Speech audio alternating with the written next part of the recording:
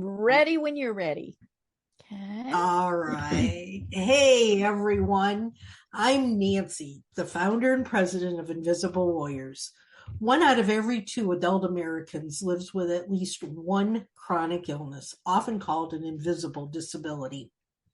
The disability community is the largest minority in the world, yet instead of feeling inclusive and wrapped in camaraderie, most of us feel alone, unvalued, and unworthy. We need doctors who understand us and colleagues and family members who believe us when we tell them something about our health. Just knowing the simple fact that we are not alone and still have much to offer can be life-changing. In this podcast, we share tips and strategies, knowledge and support. In other words, hope for those who are looking for resources to help them maintain a thriving, successful life. Do you have a chronic illness? Well, here at Don't Wait Till Pigs Fly, we have conversations that share the tools and mindsets others use to make our lives better. It's always good to know that there are others out there that have dealt with similar challenges. And our guest today is going to share with us their history and what they've learned along the way. Welcome, Deb Cryer. Hello, Nancy. How are you doing today? I'm doing great. It's a beautiful Tuesday. I'm up and out of bed and working, and you can't ask for anything more than that. I tell people as long as I'm not looking up at 6 feet of dirt, I'm a happy camper. Absolutely. Absolutely. I know that was what my dad's favorite saying was. It's always better on this side of the grass. Yep. So, well, Deb, tell me why we're here today. What have you got to share with us? Oh, I'm one of those delicate people, as my mother would say. She'd sigh and say, "Oh, you just are so delicate." And she wasn't even Southern. I mean, but back in 2015, I was diagnosed with the full term is stage 4 metastatic breast cancer that is triple positive. And so basically that means, it's not curable. Stage 4 in many cases is not a curable cancer. And so I just, go merrily along. If it could go wrong during my process of treatments and everything, it did. There were many times where when I'd go back to the hospital, they'd say, "Oh God, she's back." And but it is something that I will live with until the day I die, whether that's tomorrow or couldn't be 50 years from now because I'm a little older than that, but quite a ways. But you do have things that are ongoing. The medicine that I take that will take for several more years causes chronic bone pain. And has actually given me pretty severe osteoporosis. Several of the other things that I had along the way have just caused all sorts of other issues. My kidneys are not happy. I have had stones removed from my kidneys 4 times, and am considered to be in kidney that I have not kidney failure but kidney disease. So no talk of dialysis or anything like that. But yeah, just cranky kidneys, just cranky all sorts of me. And there are days where we laugh about getting out of bed. There are days where I think, do I have to really? Or more importantly, I can't. And certainly there are times where we hit the wall and we have to pay attention to our bodies and say, you know what? Gonna go lay down, gonna not do this today, gonna do whatever, because if we don't, we may actually make things worse. That's very interesting. And that's one of the hardest things, I think, for me, because I'm the Energizer Bunny. Right.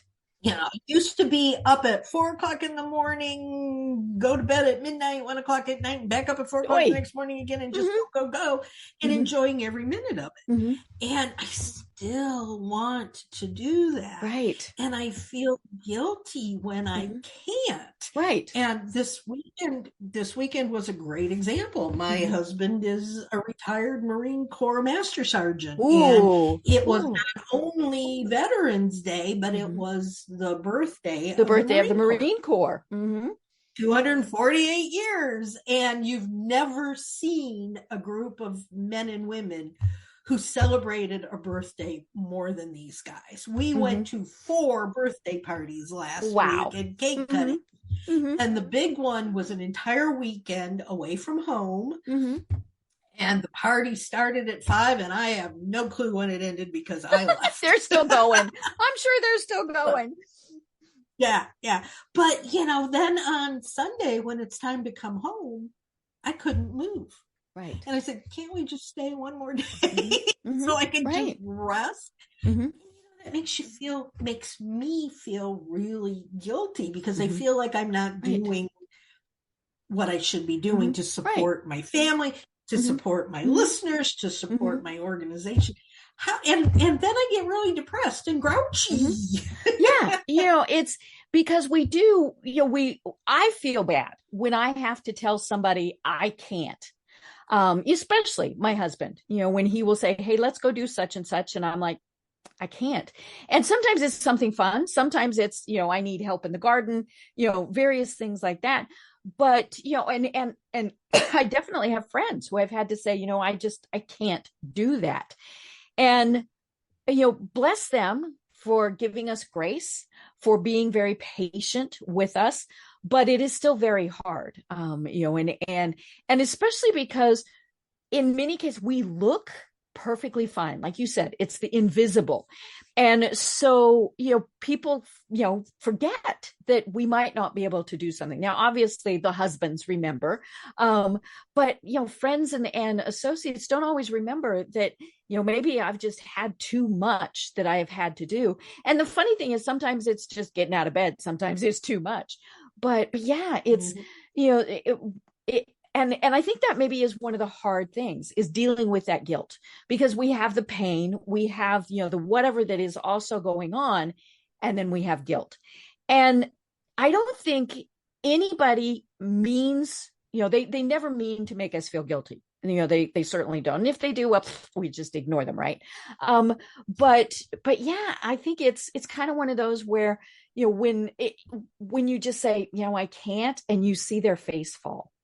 I think that is probably one of the hardest things about all of this.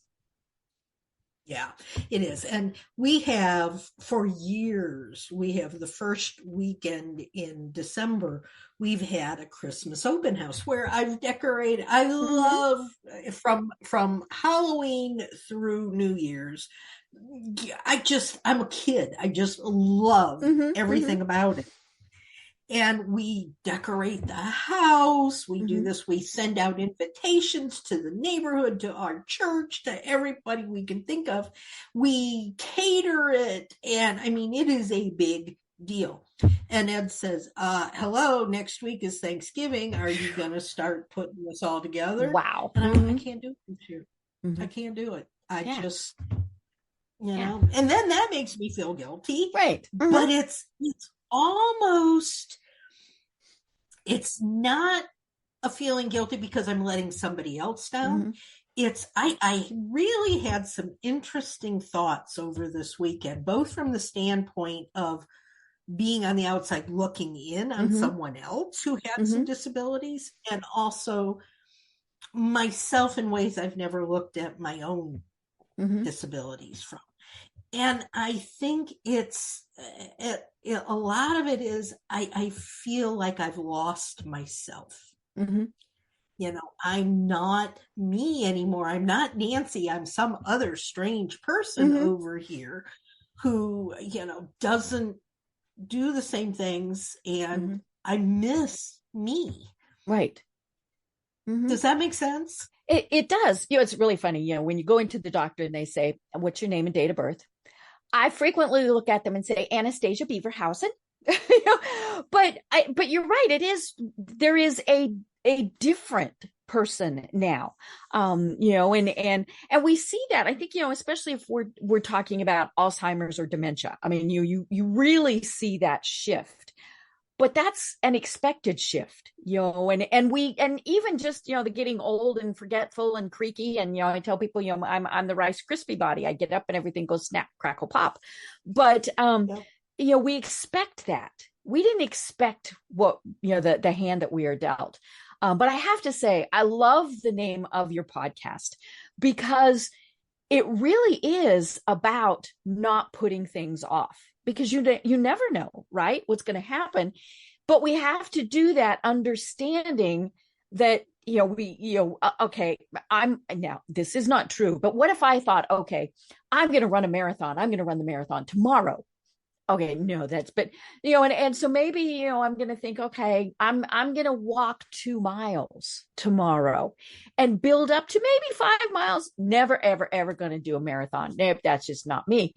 But, it is about what are we putting off when we shouldn't, and I tell people, people are always like, oh, you're always so happy, you're always so cheerful. Well, that's because that's what I put out there. I'm not gonna say, oh, today's not a good day, except very rarely. I mean, sometimes I do, but it is perfectly fine and healthy to have our pity parties.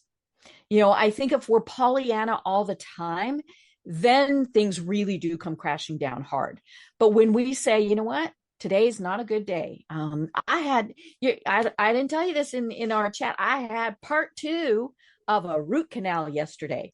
I'm still not a happy camper from that in a variety of ways. But, do you know by looking at me? No. Am I going to, all these various things.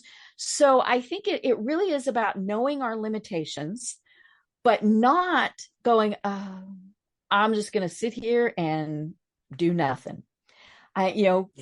Do what we can when we can before those pigs fly past us.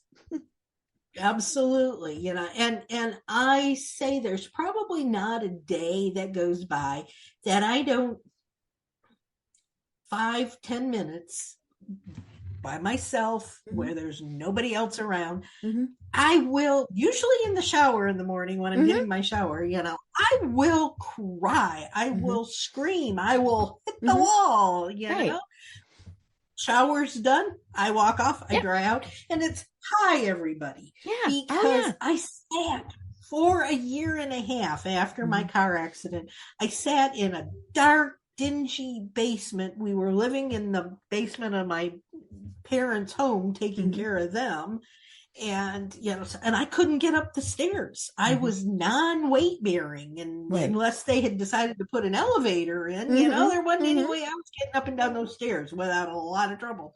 And I allowed myself to just feel bad for a year and a half. Right. And I said, I'll never want to do that again. There was certainly no pleasure in that.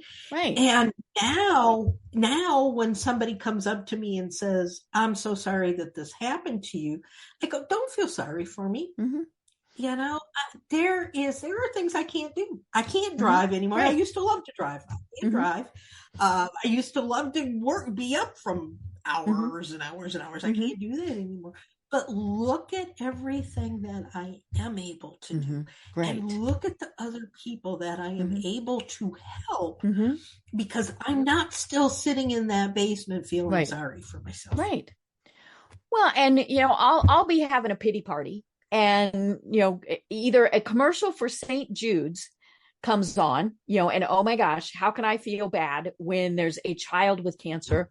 Or the other is like a Wounded Warrior commercial. When I see a veteran who has traumatic, lifelong injuries, again, I'm like, no, honey, you ain't got nothing to complain about. And so then we kind of pick ourselves up and off we go. Maybe a little more slowly, but we, it's like, okay, I'm done. Pity party, jumping off that bus now. Yeah. And I think a lot of people either, and I really haven't figured this out yet, but it seems to me, because nobody wants to talk about these things, so they've either not allowed themselves to acknowledge the fact that something's happening in their bodies and to give themselves that little bit of a pity party so that they can actually move on Mm-hmm. and say, what can I do? Mm-hmm. How do I deal with this? Mm-hmm. They just keep going like nothing's ever happened, Right. and they Mm-hmm. wind up with major issues, Right. Mm-hmm. Down the road. Whereas Mm-hmm. if they would just say, hey, yes, I've got Mm-hmm. complex regional pain syndrome. Mm-hmm. I hurt. It's not Mm-hmm. normal. The doctors don't know what to do with me, Mm-hmm. but I'm still getting Mm-hmm. by. Right. Right. Acknowledge it, share it with others. Mm-hmm. I think it's the stories that we tell Mm-hmm. each other, and the movements and Mm-hmm. the lived experiences that Right. we share Mm-hmm. are going to get us through to each Mm-hmm. other. That's why I do these podcasts, Right. is to let people know Mm-hmm. they're not alone. I know. I had posted something about my journey on Facebook one time, and most of my posts are totally public. So random people respond. And this person who I don't know responded, and he said, I have never felt so alone in my life. I mean, it broke your heart. And so I, of course, immediately responded and said, what can I do? But other people responded too, and I loved that. I mean, that was so fun to see. Now, he never responded, not to me at least, and maybe that just was what he needed that day, was to acknowledge that and then say, okay, look, total strangers want to help me. What can I do? But let's be honest. I mean, sometimes it's easier to be in that pity party. When I was first diagnosed, I had a complication that actually put me into septic shock. Came within hours of dying, and spent over 7 weeks in the hospital, in and out of ICU, all sorts of things. And it got really easy to just lay there in that bed and not try to get up and force myself to do stuff. And it was much easier to just lay there. But at some point, it was over the holiday season. You talk about the holidays. I had watched my last Hallmark movie. I don't ever want to see a Hallmark Christmas movie again. And maybe that's what got me out of bed. Right. But it's the old mind over matter type of thing. And some, like we were saying, sometimes you got to have that pity party, but you got to get up and do what you can. Yeah. That's what we say, is we need to have a thriving life, not just a life. Right. And if all you're going to do is lay there in that bed, I mean, literally, I couldn't even go to bed. I was on a day bed because I couldn't, RSD, nothing can touch you. Right. It's so much sensitivity on your body that I can't wear shoes. I can't anything. And so and blankets and things just new. Yeah. Being in bed with my husband was not going to happen because he rolled, I rolled. Right. And it just, So I just laid 24 hours a day, except for going to the doctors and having surgeries. That was my entire life for a year and a half. And and I agree with you. I don't ever want to see a Hallmark movie again, ever. And it's funny. But I woke up one morning, and this shows I am not religious, but I'm spiritual. And I woke up one morning, and it was like I had gotten this slap on the back of my head from above, and I'm going, yes, God, you got my attention. Hello there, what can I do for you? And it was like I heard very, very clearly, you're not dying from this. Your life has been changed immensely, but now it's time to get up, get off your butt, and get going and share with others and create an environment where people can feel free to have those pity parties, but can also feel free to jump up and down with excitement and say, I just figured out how I can do this. Right. And it's just really, really important. And someone who's, I certainly have not had anywhere near what you've gone through, and to see you laughing and smiling and joking like it is really a pleasure for me, because it shows that it can be done. Well, and I think that's part of my thought process is, in fact, I had someone who told me, she said, that I did not go through everything I had gone through without using it to help others. And I think that's, that's obviously what you're doing. And that's what's fantastic about this. But it comes back to, right, you're not alone. We've got other people. And the nice thing is that, we don't do the joint pity parties, right? Oh, I don't like those. Oh, poor me. Oh, poor you. Oh, no, those, to me, those don't accomplish anything. You can share what's happened or what you're feeling, and not kind of suck the negative energy in, because we do want to share, because other people might have great ideas about, hey, have you thought about this? Have you tried this? Sometimes even just saying, I know how you're feeling, does wonders, right? And even if they've not gone through it, just that, I'm sorry, is there anything I can do? That just, and many times there's not, but just knowing that they're there for you. It's like that guy says, he never felt so alone in his life. Well, what can we do to make sure that nobody in our circle says that? Absolutely. And that's kind of what you're doing. You have your own business, and I want you to tell us a little bit about that. I do. Well, it's not a business yet. Who knows? So we're calling it an initiative, right? So it's called Trying Not to Die.live, and that is the website URL. And thank you so much for allowing me to talk about it. It comes from, we when things happen, we get so caught up in trying to not die that we forget that we have to live. And, it doesn't matter, again, what level that is, but get up out of that bed, get up out of that chair, stop the pity party.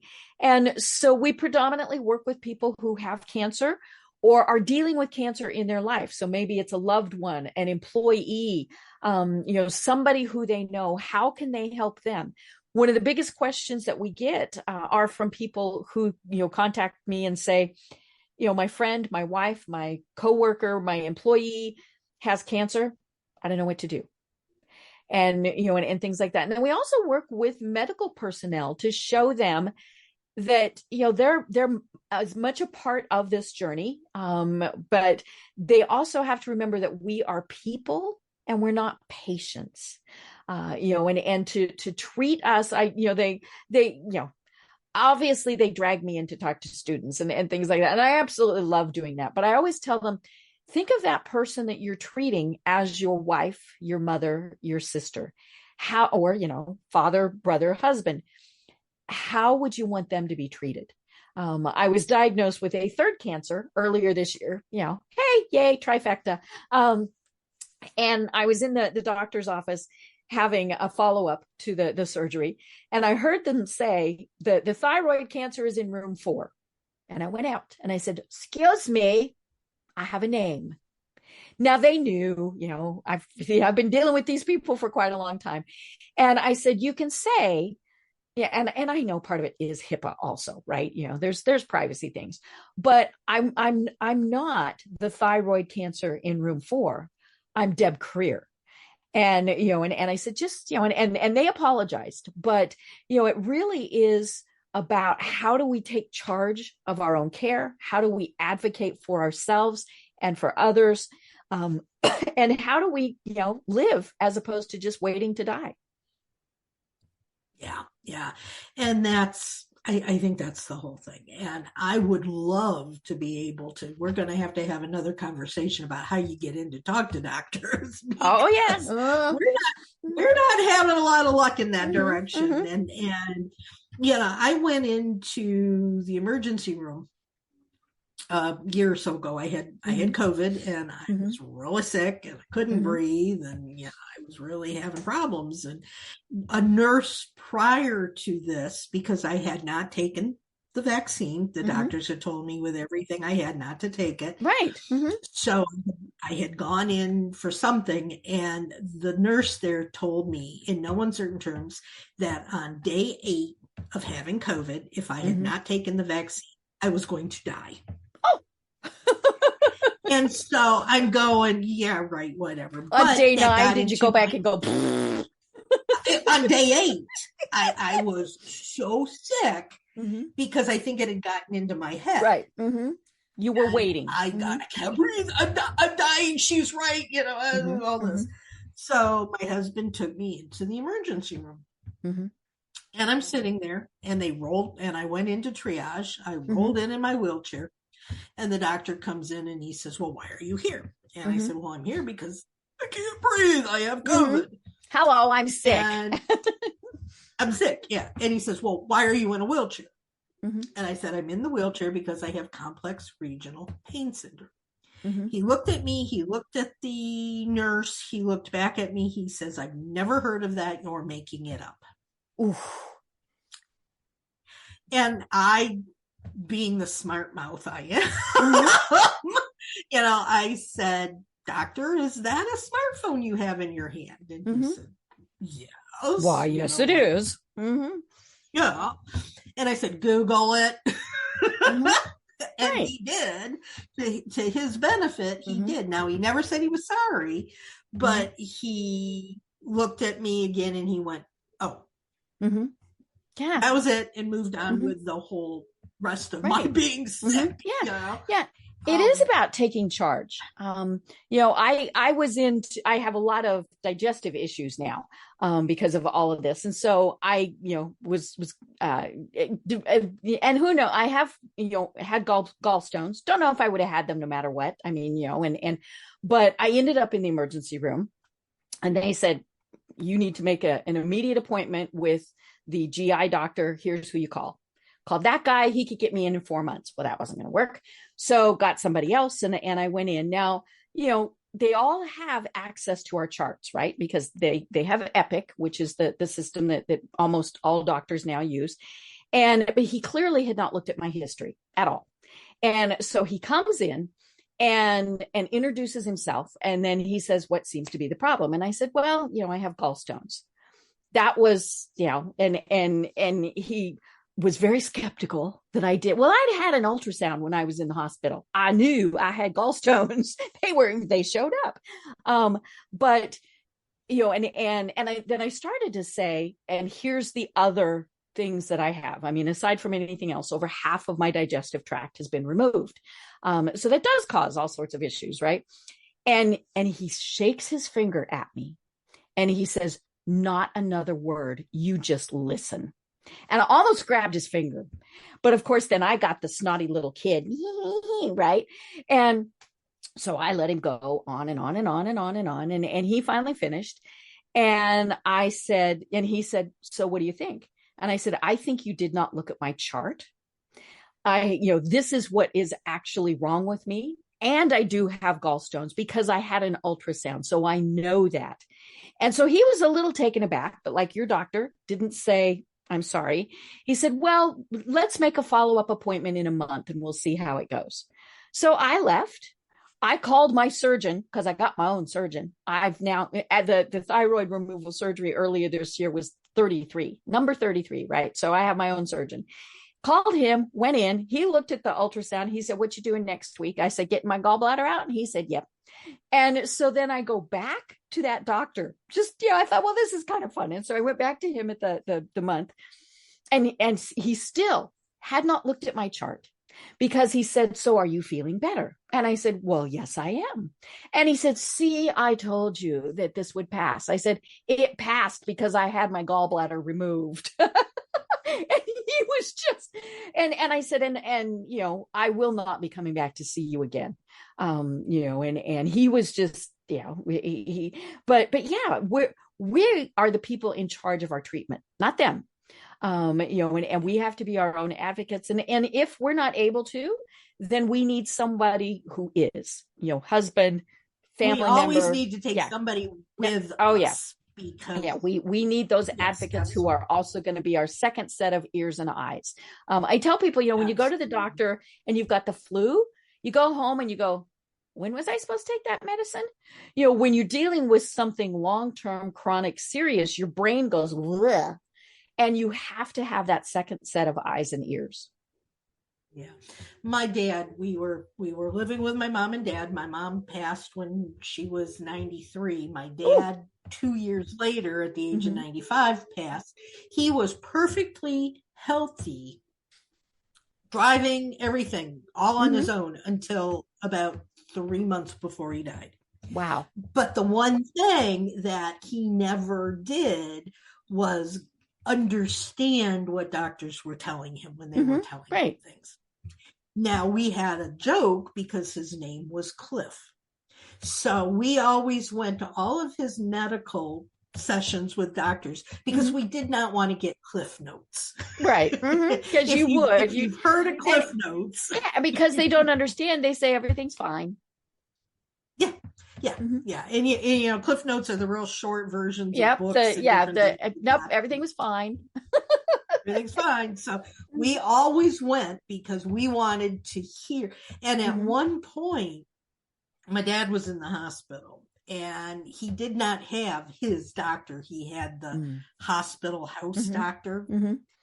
And we had been trying to get a hold of this guy to talk to us and tell us what was going on, because he would come in at times when we weren't there. So we weren't getting the information.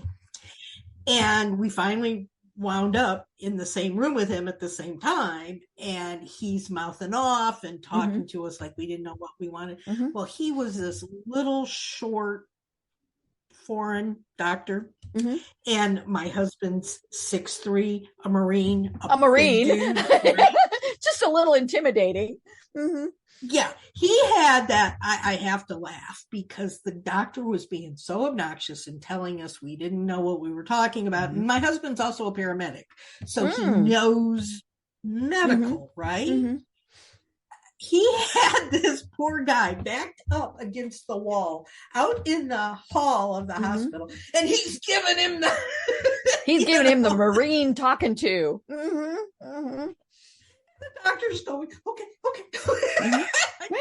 I was afraid they were going to call security on us, but you have to do that sometimes. You know? Well, I fired 3 doctors through the course of, it just flat out fired them, not just the ones that I just stopped going to.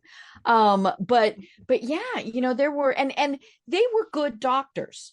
There was, nothing, but we just weren't getting along. And I think that was, and especially when you're dealing with something long-term, you got to get along with your doctors. You need to feel as we've been saying all along, you need to feel heard, you need to feel understood. And if you're not getting that, then switch doctors. Sometimes your insurance might get a little cranky, but tell them, this is not working out. I have got to change doctors. And so, yeah, you need somebody who, they're your advocates also.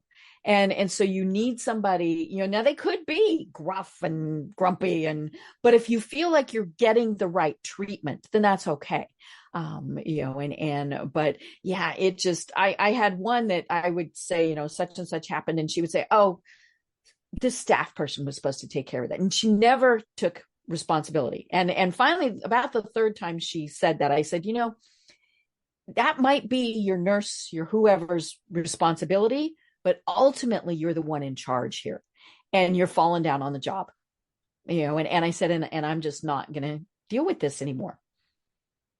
I don't blame you. I've got the doctors in Alabama, for whatever reason, I don't know how they're the next state over, but in Alabama, they're terrible. I've been driving to Tennessee to get to Vanderbilt and Nashville because the doctors. Oh yeah, because Vandy, of course, just has very good.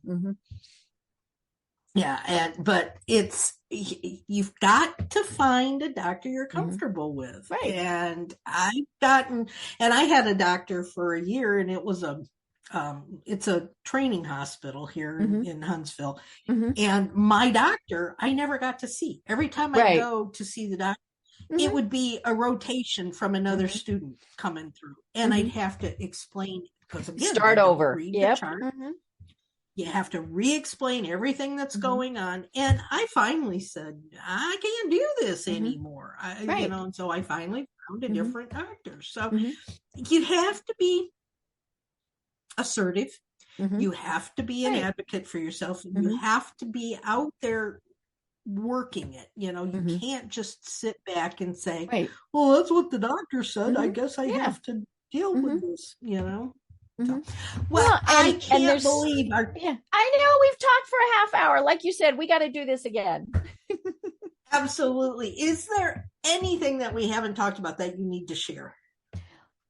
I would encourage anyone to go to tryingnottoDie.live. We have a private Facebook group that you can sign up for if you're on Facebook. It is a private group because it is a safe group. We are there to provide support for each other, to listen, to share information. But it is a safe place. And so I would encourage anybody, whether you're dealing with cancer or not, at some point, unfortunately, you probably will. But it's also, it's a fun group.